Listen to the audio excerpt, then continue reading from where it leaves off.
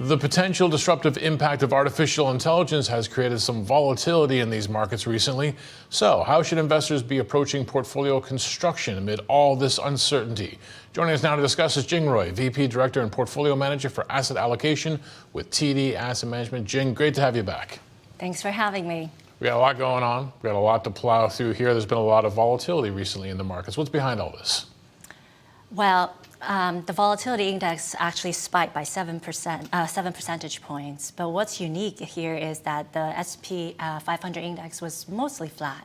So when you look beneath the surface, actually there's a massive rotation out of companies are at risk of being disrupted by AI, such as technology and business service companies.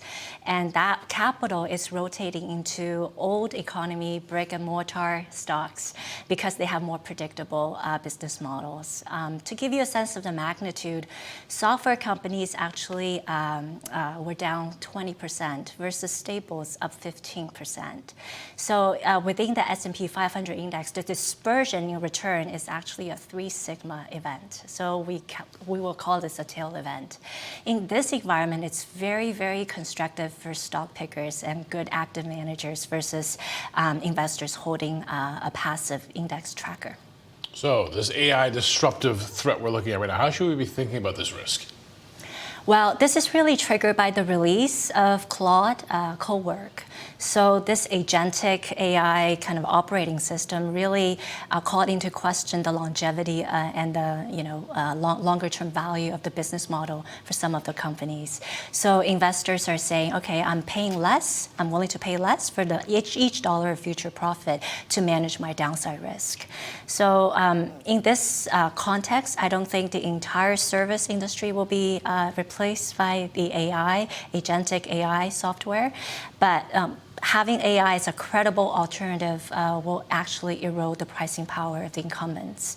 And for those incumbents to incorporate AI into their existing product, they will encounter higher costs as well. Most of them have to pay to access to those foundational AI models. And each workload actually incurs a higher cost of compute. So in the worst case scenario, some of these companies can become commoditized data depositories and just be record keepers, whereas agentic AI takes a larger share of the value created by developing the domain expertise and operating seamlessly across different domains. So let's take software as an example as well. The multiple has compressed by 1/3 since October of last year. And that really implies about 25% reduction in the number of the years the company can generate highly profitable growth. So if you're looking at that in the context of how rapidly the AI capability is evolving, I think there's a bit more downside to go before marginal buyer are willing to step in.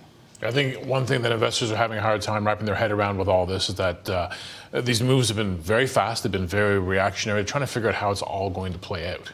Yeah, on the macro level, the linchpin is really how can AI impact the economic growth overall. So in the bull case scenario, AI productivity gain actually grows the pie and accelerate the economic growth through higher marginal revenue and emergence of new industries. And this will incentivize new investment. And that requires higher capital and increase the real neutral rate of interest. So with a higher neutral rate and potentially very aggressive rate cut under the incoming Fed chair, this can supercharge growth because of very loose financial conditions.